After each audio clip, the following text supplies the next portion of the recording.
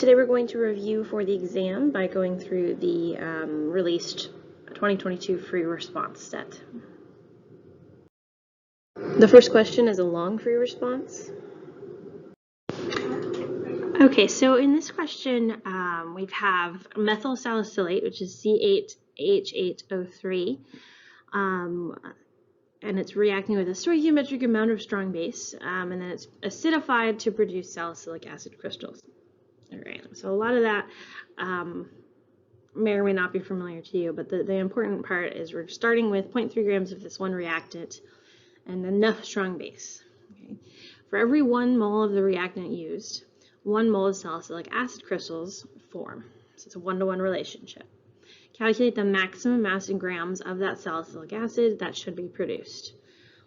So really, they're just asking you in a very complicated way to take the 0.3 grams that you're starting with, and you're going to use the molar mass that they gave you for methyl salicylate, which is 152.15 grams per mole. And then they told you it was a 1-to-1 relationship between the C8H8O3 for every 1 HC7H5O3. And then we want to find the mass in grams of that stuff, so you'll use the molar mass to convert back. 0.12, sorry, 0.12. So when you multiply and divide there, it's really just going to be the 0.3 times 138.12 divided by 152.15. And we have 3 significant figures, so it's 0.272 grams of that acid.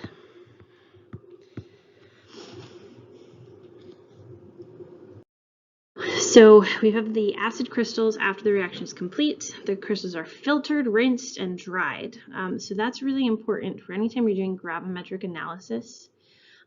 It's that same 3-step procedure.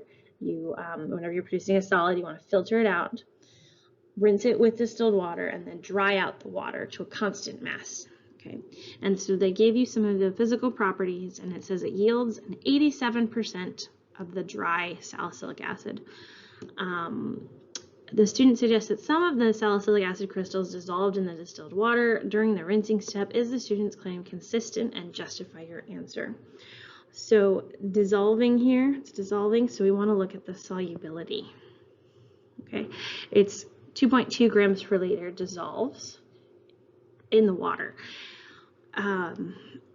So, I would say, yeah, that might be a good claim because some of it does dissolve, which means if it dissolves, it's going to pass through that filter and not get stuck as a solid on top of the filter paper. So yes, it is consistent, and that would lead to having a lower amount that you're weighing on the filter paper. So this is why it was so important that we're going through sources of error in our labs, is this type of question. Yes, it makes sense that it's lower because some of it passes through. And then for part C, the quantity of heat that must be absorbed to increase the temperature from 25 degrees Celsius to the melting point of 159 and melt the crystals completely. So this question is using the heating curve, which is where you have this stepwise graph, the heating curve, and we want to, so it's solid, liquid, and this is melting. It says we want to raise the temperature from 25 to the melting point at 159 and then completely melt it. So for this part, we can use Q equals MC delta T because the temperature is changing. So you would do, the mass is 0.105, the specific heat is here in the data table, 1.17. And my change in temperature, you would just subtract, I'm not going to do that in my head. So 159 minus 25 is 134. And then when you multiply, you get the heat in joules is 16.5 joules. And then for the melting point, for that melting part of the graph, the temperature is not changing, so I can't use Q equals MC delta T. I need to use the heat of fusion, which is in kilojoules per mole. So I have to change that into joules to make that work.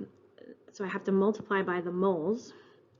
So we take the 0.105 grams, divide by the molar mass to get the moles of the substance. And we have 7.6 times 10 to the negative 4 moles. And then we can multiply by the heat of fusion, the 27.1 kilojoules per mole, to cancel out moles and get just kilojoules. I'm sorry, this is really messy today. 0.0206 kilojoules. If you multiply by 1,000 then, 20.6 joules when I multiply by 1,000, and I can add those two together to get my total heat for that reaction, which is what, 37.1 joules total for both of those processes to raise the temperature and melt it. Now for this one, we have a structure of methyl salicylate and salicylic acid. And they give you the melting points, and then they say the same three types of intermolecular forces exist among the molecules, and explain why the melting point of salicylic acid is higher than that of methyl salicylate.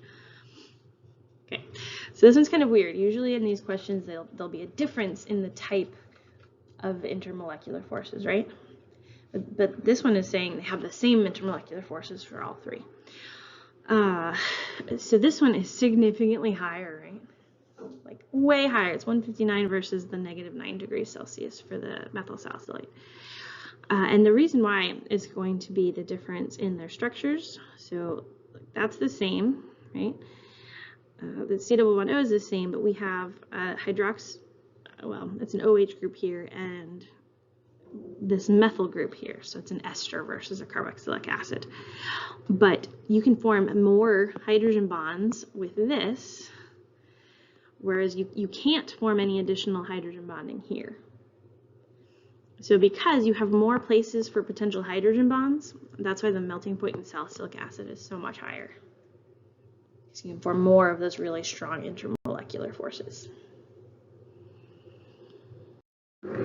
Okay, so you can kind of see how they're like mixing content from all of the different units into one for your response question. The student is titrating now. 20 milliliters of 0.01 molar of acid with 0.02 molar base, so acid with the base. And it's using a pH probe to monitor, estimate the pKa. So when you have a titration curve like this, you can find the pKa. It's equal to the pH at half equivalence point. Half equivalence point, that's really important. This one really doesn't have much of a buffer region. Like if you were just to show me that graph, I might assume that it's a strong acid and strong base because you don't see it flatten out much. But they told you that it's salicylic acid, and you know that's not one of your strong acids. So it has to be a weak.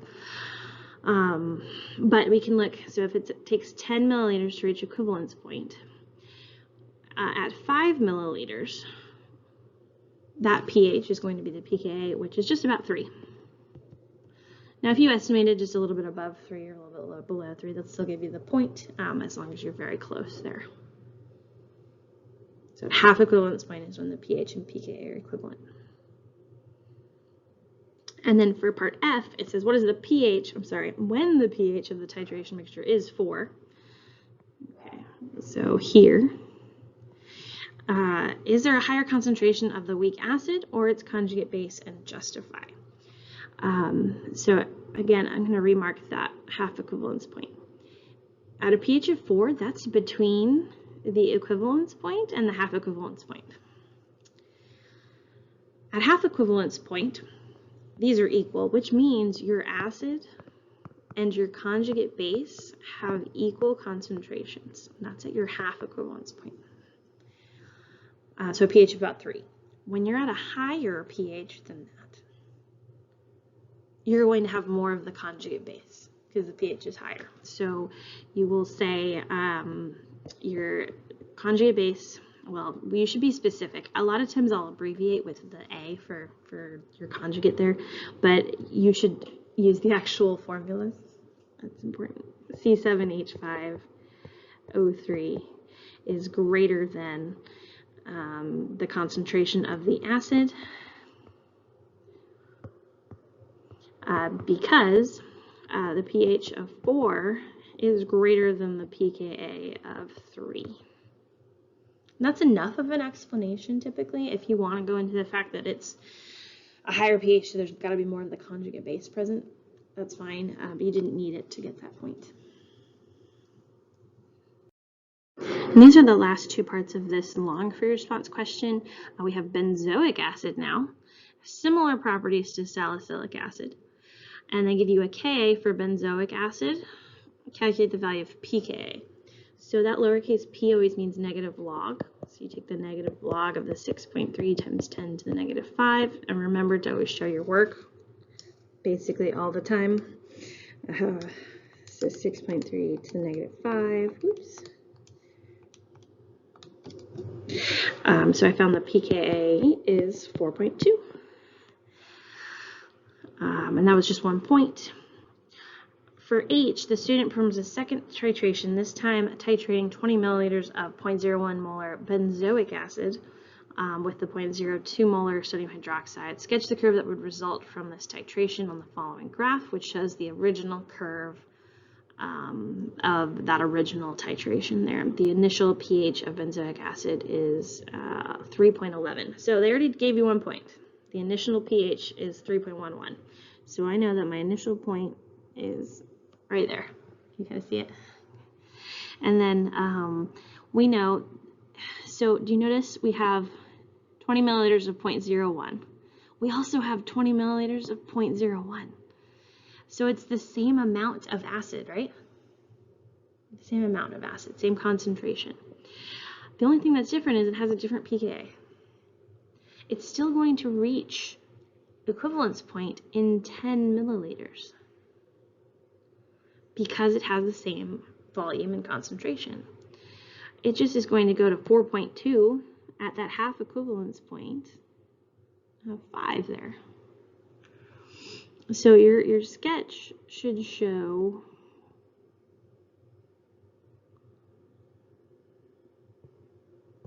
like this, right? The end part of that should be very much the same. It should still be the most vertical around 10 milliliters. Your half equivalence point at 5 milliliters needs to be at the pKa, and it should start where they told you at 3.11.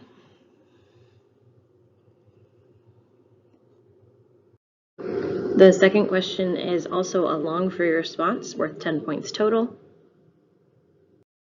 Now we have methanol vapor. It decomposes to form carbon monoxide and hydrogen gas, and they tell us that the delta H is 90. Whenever I see questions like this, I immediately think, oh, that's a positive value, that's endothermic. I really recommend that you annotate your questions like that. It decomposes at high temperatures in the presence of a platinum catalyst. Are the hydrogen atoms oxidized or are they reduced in the forward reaction? And justify your answer in terms of oxidation numbers. So you need to assign oxidation numbers because they told you to, but that's also how you figure it out. Anything by itself has an oxidation number of 0. Oxygen in a compound is always -2 unless it's a peroxide, but those are rare. Hydrogen in compounds is +1. And then the carbon, we just need to use what else is in the compound to figure it out. So this is +4. I'm sorry, +2. I can't add. And this is -2. Yeah. Okay, but it's asking about the hydrogen. You didn't really need to use do the other atoms for this question. You just needed to show that the hydrogen atoms is reduced because their oxidation number decreases from the +1 down to 0. So reduced. For part B, we want to draw the complete Lewis electron dot diagram for carbon monoxide, in which every atom obeys the octet rule. Well, that was nice. They told us everything is obeying the octet rule. This is an example where I would suggest trying to sketch it and draw it outside the box and then do your final answer in the box. So carbon has 4 valence electrons, oxygen has 6. But we want every atom obeys the octet rule. Okay, well, we can connect the dots like this. And oxygen is obeying the octet rule, but carbon is not. So we could change one of those lone pairs into a bond, like this, right? So then each of those atoms has a lone pair of electrons, and there's 3 bonds in between them, so 2 electrons per bond gives both of them a full octet.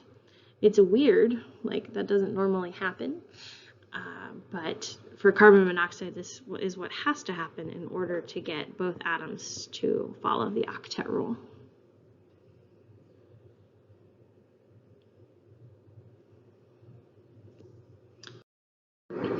Okay, standard molar entropies of the compound are given in the following table, entropies. So use the data in the table to calculate the value of the standard entropy change.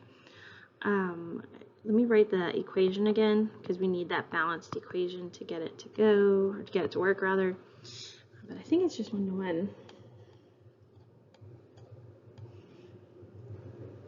Yeah, so sorry. 2 hydrogens plus carbon monoxide. There we go. You need that equation. It was just on the previous slide for me. So now for entropy, the equation is always products minus reactants. So you would add up all of the entropies for the products and make sure that the hydrogen you multiply by 2. So we do 2 times the 131 plus the 198 from the carbon monoxide, and then minus the reactants, which is 240. And then when you solve, it should be in the same unit. So it should be 220 when you get there. Yeah, and the unit here is the same as the unit in the table, so you're good. Now for part II, you want to calculate the value of delta G for the reaction at 375. Assume that delta H and delta S are independent of temperature. So the equation delta G equals delta H minus T delta S. They gave us delta H way at the beginning of the problem. They said it was 90 kilojoules. Our temperature is at 375. And for delta S, we need to change that. This is in joules. We need to put that into kilojoules because our delta H is in kilojoules. So 0.220. And that messes people up every year. Just make sure they're all in the same unit. And when you solve, you get a positive 7.5 kilojoules per mole.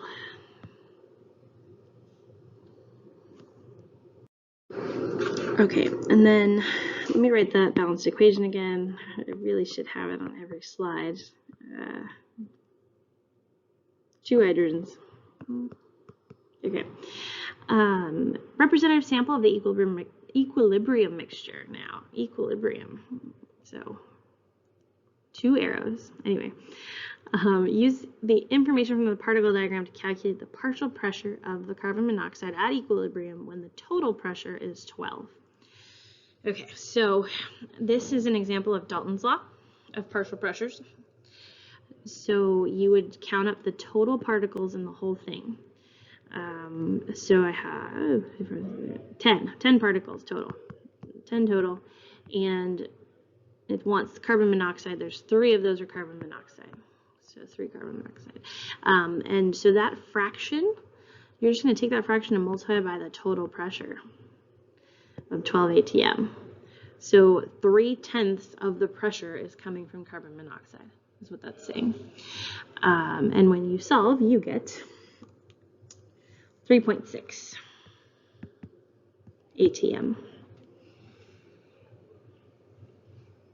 Okay. Now, write the expression for the equilibrium constant Kp. So you would do the pressure of the products. Remember, it's products over reactants, right? So the H2 needs to be squared because the coefficient. Pressure of the carbon monoxide and the pressure of the CH3OH. Anytime you're doing Kp, you want to use parentheses and do pressure of the substance. If you were doing K, any of the other Ks, you'd use brackets.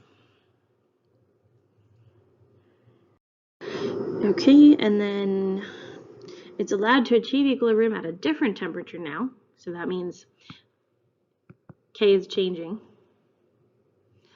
Okay. The following table gives the partial pressure of each species in the equilibrium mixture, and use the information to calculate the value of the equilibrium constant Kp. So we can plug those numbers into Kp, into that same expression. The value of K changes, but the expression is still the same. So the pressure of the hydrogen squared because of the coefficient, the pressure of the carbon monoxide, and the pressure of the methanol there, 2.7. And you would solve for Kp, which is 110, when you solve that. Don't forget to square the hydrogen. And there's no unit for K, because it's just a ratio of products to reactants. Now the volume is rapidly doubled with no change in temperature. That's important, no change in temperature. So Kp is the same. As equilibrium is reestablished, does the number of moles of CH3OH increase, decrease, or remain the same? And justify your answer by comparing the value of Q with the value of the equilibrium constant Kp. Okay. So the volume is rapidly doubled with no change in temperature. When you change the volume,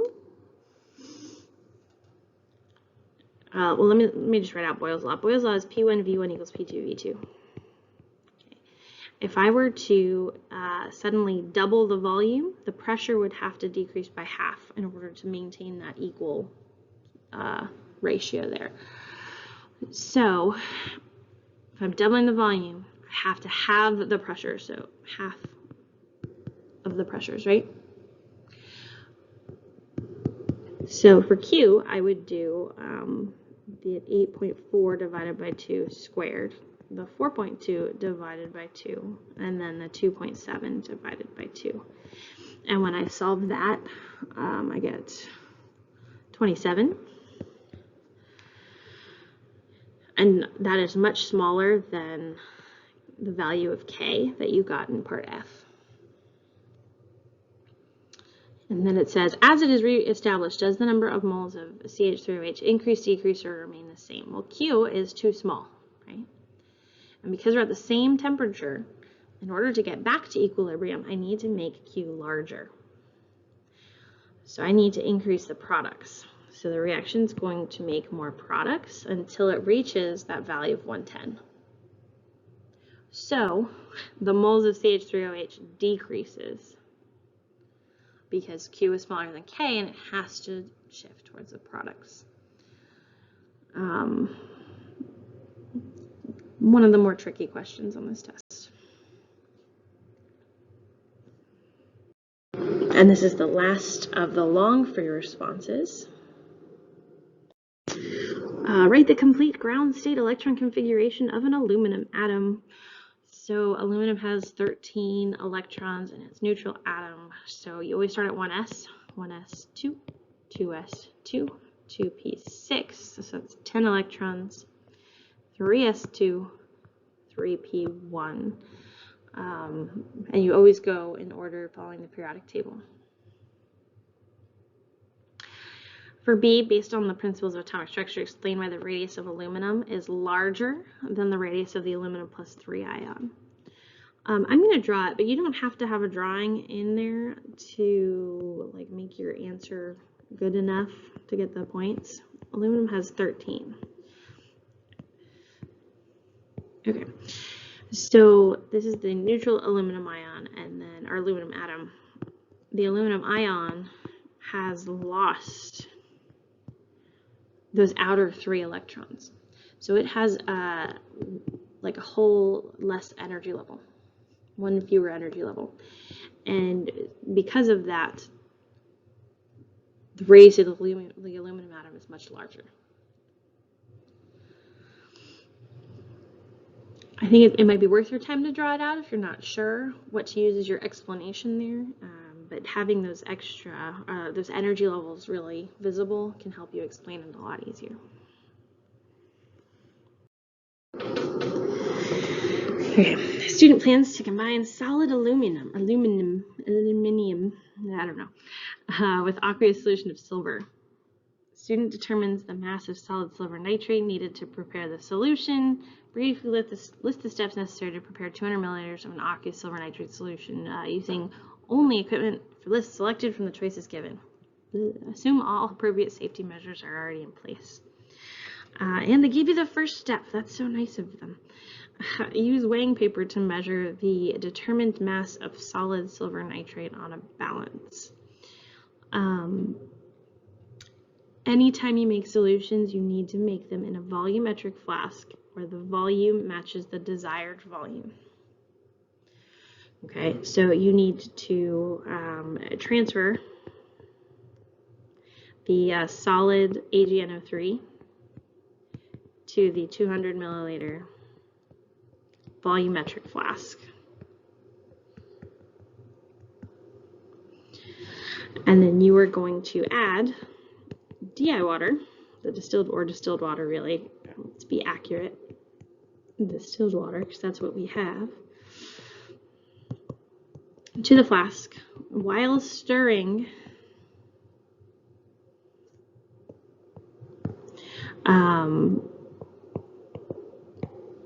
let's see, until it reaches the line. The 200 milliliter line. And that's it. They gave you a lot of things there, but you didn't need to use a lot of that stuff. That's all you need to do for solutions. Okay. This has been popping up more and more in recent years. I don't really know why, but they've been asking a lot about making solutions. It needs to be in a volumetric flask. You need to dissolve it while stirring because there will be slight volume changes as it's dissolving.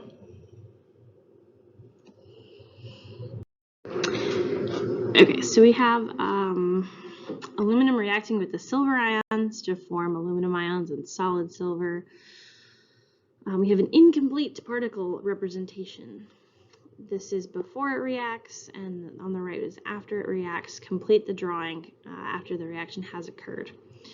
Include the correct number and type of particles based on the number shown on the left and the relative spacing. Okay. So we have 2 of the aluminums are still solid. You see how they're in the same spot? But so 2 of them reacted. And so when it reacts, it forms aluminum ions. And so we want to show kind of the Al3+. You might want to shade it on your actual test so it looks like this. And we need 2 of those. And they should be spreading out throughout the solution because they're aqueous. So that takes care of those atoms. And because I reacted 2 of the aluminum atoms, I know that this reaction happened twice. Okay. So if I were to do this reaction twice, the first one would use up 3 silvers, and the second one would use up 3 silvers. And I would have 2 silvers left over. So I would still have 2 silvers floating around in the solution. I'll go ahead and shade that one. That's okay. The other 6 silver atoms are going to sink to the bottom and be solid.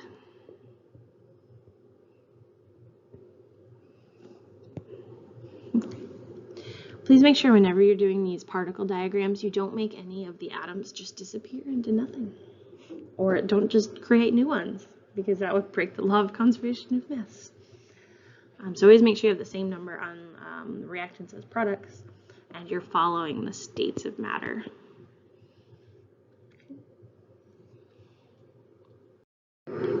Okay, the student finds the standard reduction potentials, which are related to the reaction. Using the standard reduction potentials, calculate the value of the cell potential. I'm going to rewrite the reaction here because it's not on this one. Plus 3Ag plus yields our aluminum ions plus the 3 silvers.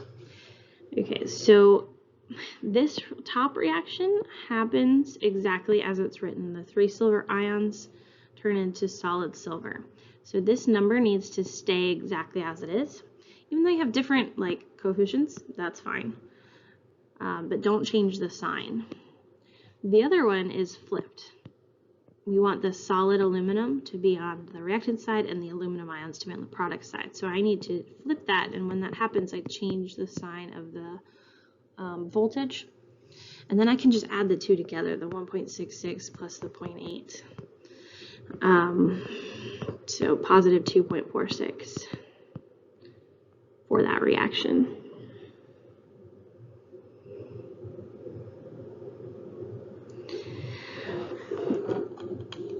Double check that. Yes, 2.46. Okay. And then based on the value of the cell potential, would the standard free energy change be positive, negative, or 0, and justify? So the equation that would be there would be that delta G equals negative NFE. And so if you plug that in, because the E is positive, delta G is going to be negative because of the negative sign here. You could also say whenever you have a positive cell potential, the forward reaction will be spontaneous, meaning that you have a negative delta G. That's enough too. Or you could actually calculate it because we have the cell potential. Faraday's constant is on your formula sheet. And the moles of electrons, you just make sure that you use 3 for N because there's a transfer of 3 electrons. You could actually solve. Any way you want to justify that is fine as long as you get a negative value for delta G.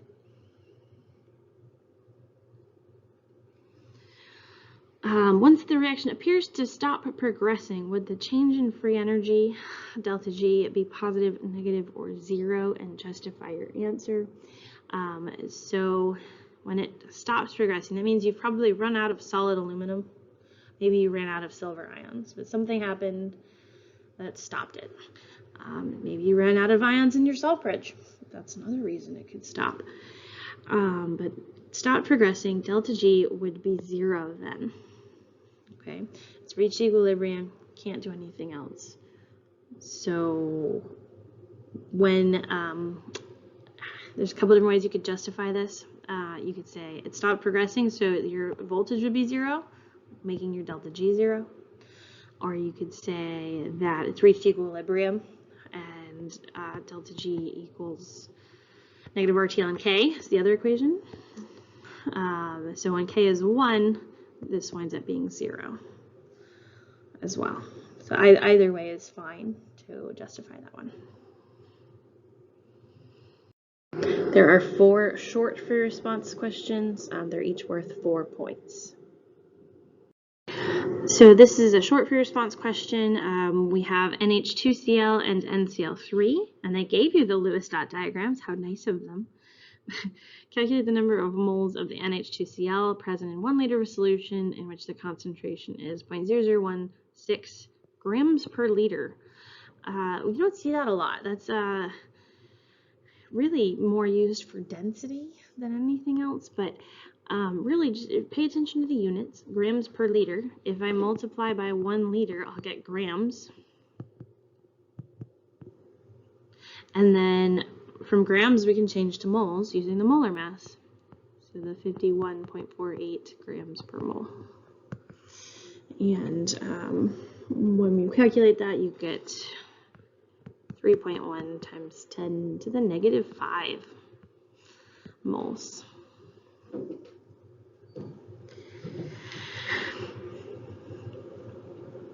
For B, NH2Cl is highly soluble in water, whereas NCl3 is nearly insoluble. Explain this observation in terms of the types and relative strengths of intermolecular forces between each of the solids and water. So if you see a question like this, each of the solids and water, you want to take the time to list the specific interactions that happen. So for the NH2Cl with water, you're going to see London dispersion forces, because you always see those things. You're going to see dipole-dipole interactions, because they're both polar. And you're also going to see hydrogen bonding, because hydrogen bonding is FON, right? So the HN, because of the FON. For the NCl3 and water, you're going to see London dispersion forces and dipole-dipole interactions. To an extent, it is slightly polar, slightly uneven, but you're not going to see that hydrogen bonding, right? So that explains the difference then, is the hydrogen bonding. So NH2Cl is highly soluble in water because it can form hydrogen bonds with the water molecules. The NCl3 will not form those hydrogen bonds with water.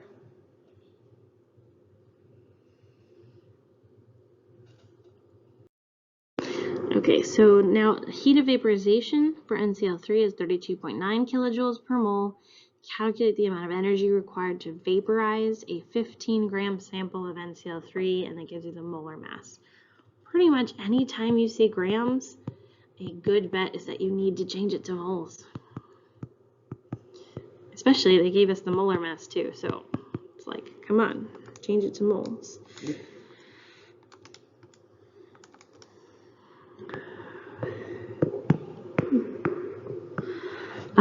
Now we want to calculate the energy required. So here we have our heat of vaporization that's in kilojoules per mole. That 32.9 kilojoules per mole. If I multiply by the 0.125 moles that we just found, that would cancel out the moles, right? And I got 4.10 kilojoules. Well, now we just have kilojoules. That's a unit of energy, right? That's your answer. You didn't really even need to know exactly what heat of vaporization is. It is the heat required to take a liquid and turn it into a gas. But as long as you're paying attention to your units there, you could answer that question. Ready? Question 5 is the second short free response question. This is the next short free response. We have a decomposition of N2O5 into 4NO2 and O2, and they give us the rate law. Rate equals K times N2O5, and you should immediately notice that this is first order. I always like to annotate that as well, because first order reactions have particular characteristics. It's placed in an evacuated container, allowed to decompose at a constant temperature, and the concentration is measured over time. Determine the value of the rate constant K. All right, so first order reaction have a half-life, a constant half-life. So the half-life, or time 1/2 is a half-life, is equal to 0.693 over K. So if I'm starting at 0.16, half of that is 0.08. So the time it takes to do that is 1.67. That's the time for one half-life. 1.67 hours is equal to 0.693 over K, and you just need to solve for K.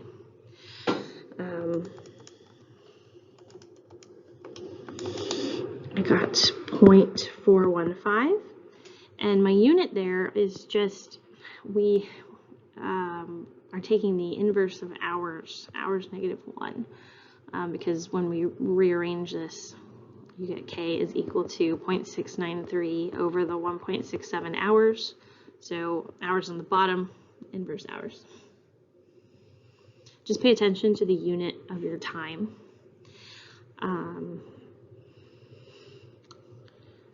Sometimes they'll give it to you in minutes, sometimes seconds. So just Just be careful. I've seen it in days before. Just pay attention to it.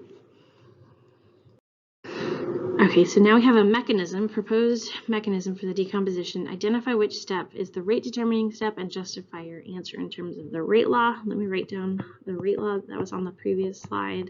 It was just first order, right? So because the rate law is first order, we want to choose which step is the rate determining step, which step is the slow step, because there's just one of the N2O5s. So the first step could be the slow step. Because there's only one of that molecule present, which matches. So you could say that and just leave it there. You could also check the second step. If the second step was the slow step, the NO2s are intermediates, and the NO3s are also intermediates. So you could have also put the second step as the slow step as well, because it's always the slow step plus whatever comes before it. But if I were to make the third step the slow step, well, the NO would cancel, but now you would have two N2O5s. So it can't be the third step. So for this question, you could have said either step 1 or step 2 as your rate determining step. Just pick one and justify it. Say the rate limit. The rate law is based off of the rate determining step plus anything prior to that.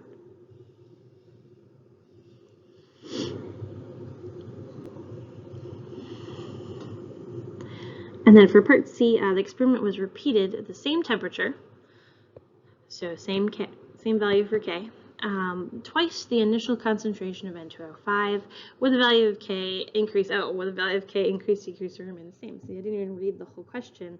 I already annotated it. When you have the same temperature, the value of K stays the same. And that's true for rate constant, lowercase k, or equilibrium constant, which is uppercase K. Same temperature, same K.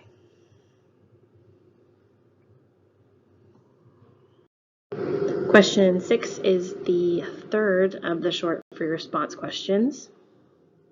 All right, this is number 6. A student wants to determine the concentration of permanganate in the solution. The student plans to use colorimetric analysis. That's a fun word, because solutions containing MnO4 negative have a purple color. This is the same thing as using spectrophotometry. We have spectrophotometers in our lab, but you can also have colorimeters, which do the same thing, just at very specific wavelengths instead of a whole spectrum of wavelengths. But it winds up with the same experiments. So then to determine the optimum wavelength that measures the concentration of the permanganate ions, the student takes a sample of the solution and measures the amount of light absorbed over a range of wavelengths, and the data are plotted in the graph. Identify the optimum wavelength that the student should use. You should use the highest absorbance wavelength. So it is here, which is at 525 nanometers. Whichever wavelength it absorbs the best is the one you should use for your experiment. Okay, the student uses a stock solution of the potassium permanganate to prepare standard solutions that are needed. The student uses a 100 milliliter graduated cylinder to measure the certain volume.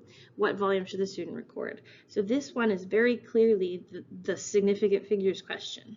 There's always just one point on all of the free response that's going to be for significant figures. And if you see a thing where you are measuring with a device, that's the sig figs question. Okay. So this one, you always measure all of the numbers that you know for sure that there's a line for. So in this case, it's like 92, plus one that you estimate. So it looks to me like the bottom of the meniscus is right on the line. So I'm going to say that's 92.0.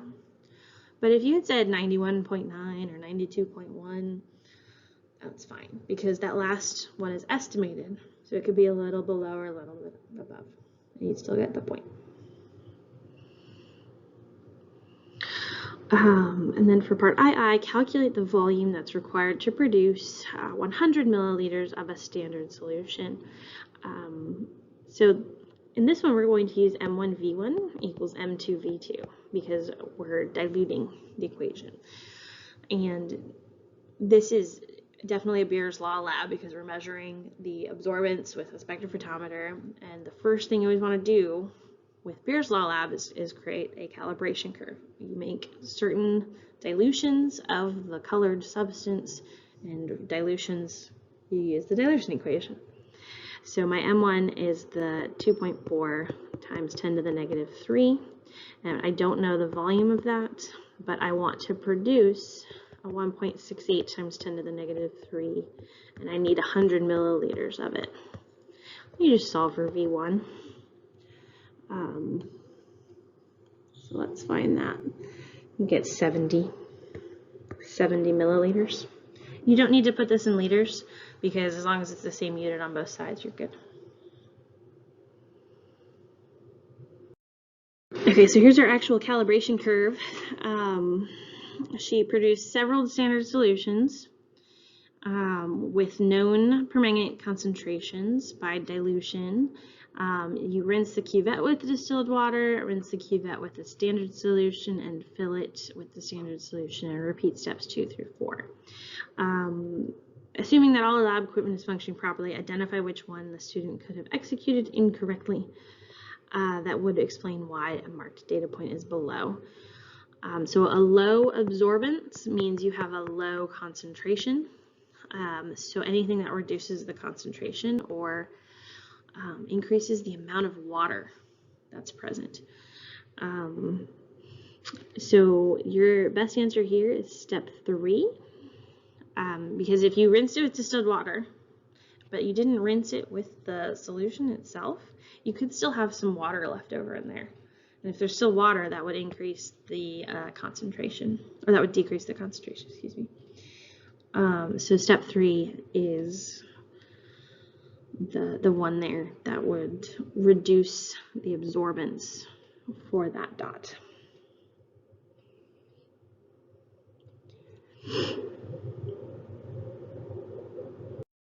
And this is our last of the short free response questions, and the last free response question on the whole test.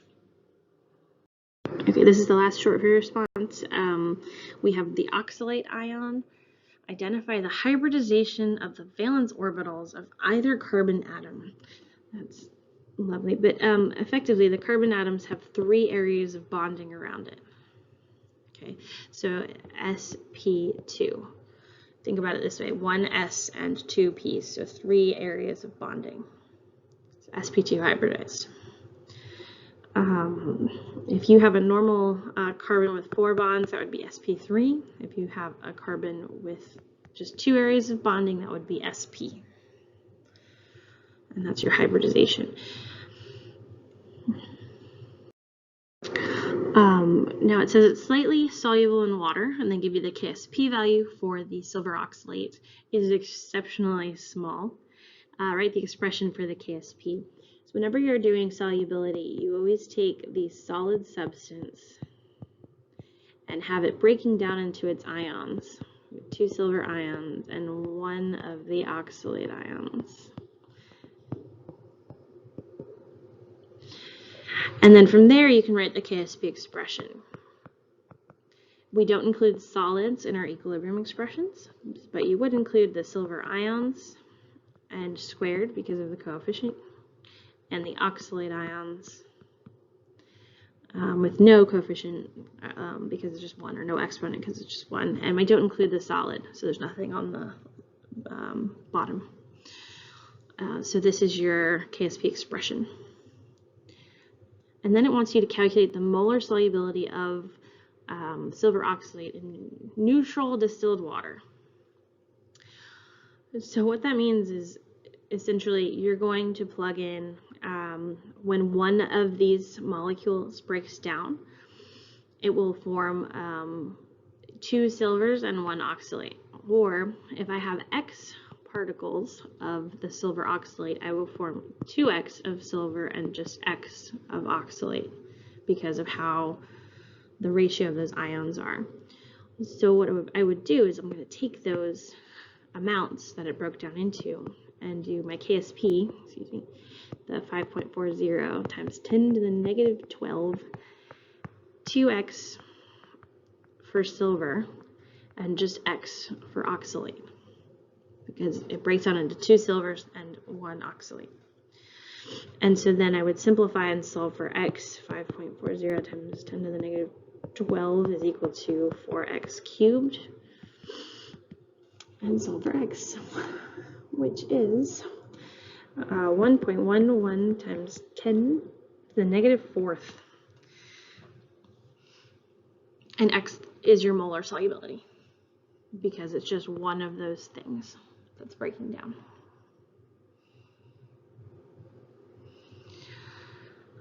And then the last part, the molar solubility of the silver oxalate increases when it's dissolved in perchloric acid instead of neutral distilled water. Write a balanced net ionic equation for the process that occurs between species in the solution that contributes to the increased solubility.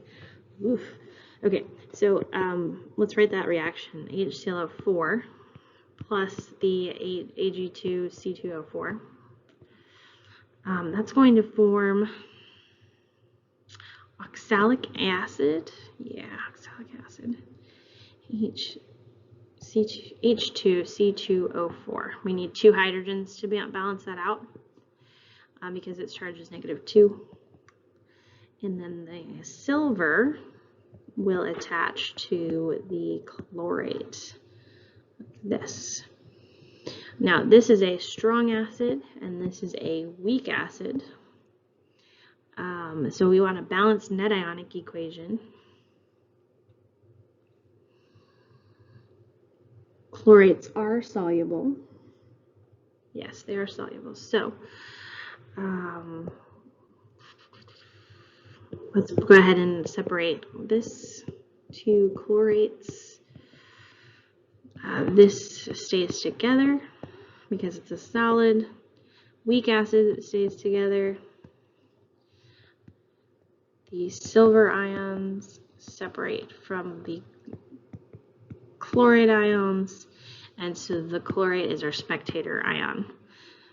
Okay, so our net ionic equation is what's left over. The 2 hydrogen ions reacting with the silver oxalate yields the weak oxalic acid and the silver ions. Really make sure you know your strong acids compared to your weak acids. So anything not on the list of strong acids is a weak acid. And you do not split apart weak acids or weak bases in a net ionic equation. So that was it.